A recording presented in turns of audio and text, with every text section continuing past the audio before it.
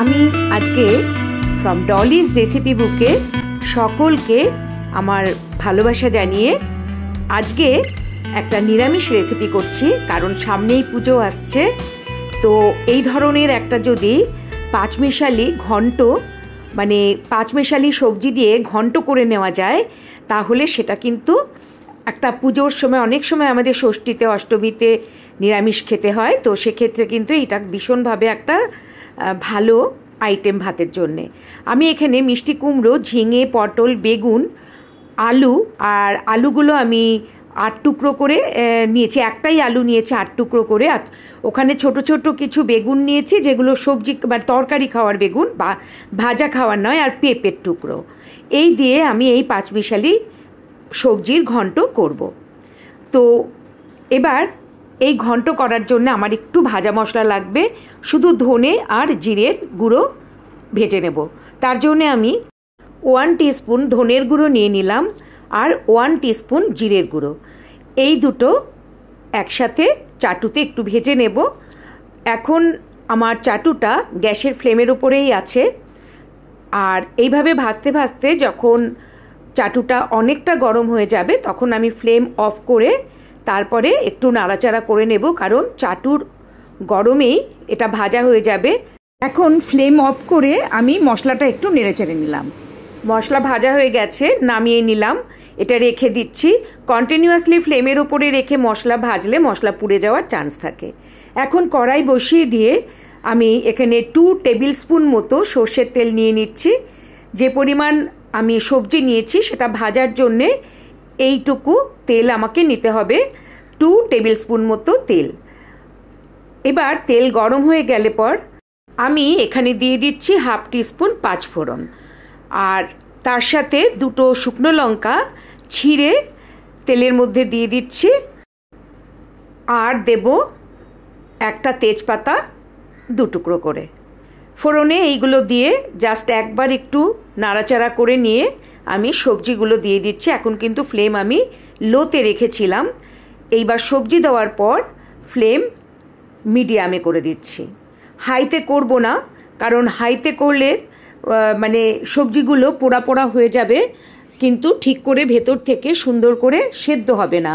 তাই মিডিয়াম ফ্লেমে রেখে আমি এটা একটু কষিয়ে নেব, তারপরে নুন দেব, কেননা নুন এখন দিলে এটা আর কষবে না, জল ছেড়ে যাবে। তাই একটু কষানোর পর আমি একটু কষিয়ে নিচ্ছি, তারপর আমি সব ইনগ্রেডিয়েন্টগুলো একে একে দিতে থাকব। মোটামুটি দেখুন অনেকটা কিন্তু কষে এসেছে।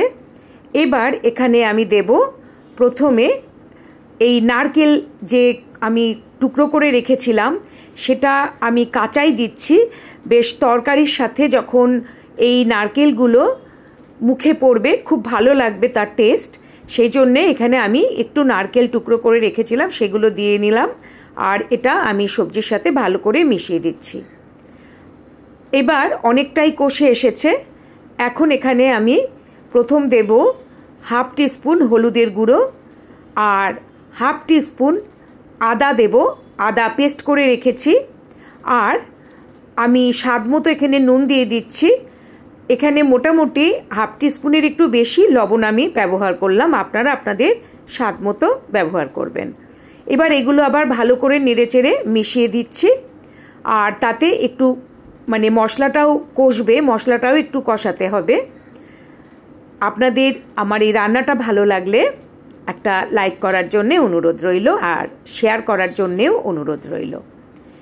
এখন এখানে আমি একটু সুগার ফ্রি ব্যবহার করলাম, আপনারা 1/2 টিস্পুন চিনি দিয়ে দেবেন, কেননা নিরামিষ তরকারি একটু চিনি না দিলে কিন্তু টেস্ট আসবে না।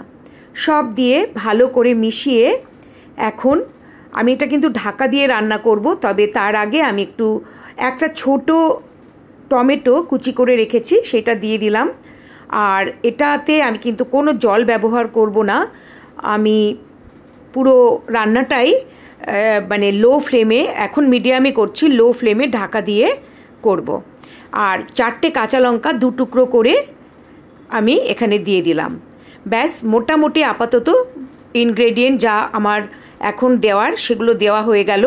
বাকি ইনগ্রেডিয়েন্ট দেব আমি একদম নামানোর সময়। এখন আমি লো ফ্লেমে 10 মিনিট এটা রেখে দেব সেদ্ধ হওয়ার জন্যে। আমার আপনাদের কাছে আমার চ্যানেলটা সাবস্ক্রাইব করার জন্য অনুরোধ রইল। 10 মিনিট বাদে আমি ফিরে এসে দেখে নিচ্ছি সবজিগুলো সেদ্ধ হয়েছে কিনা।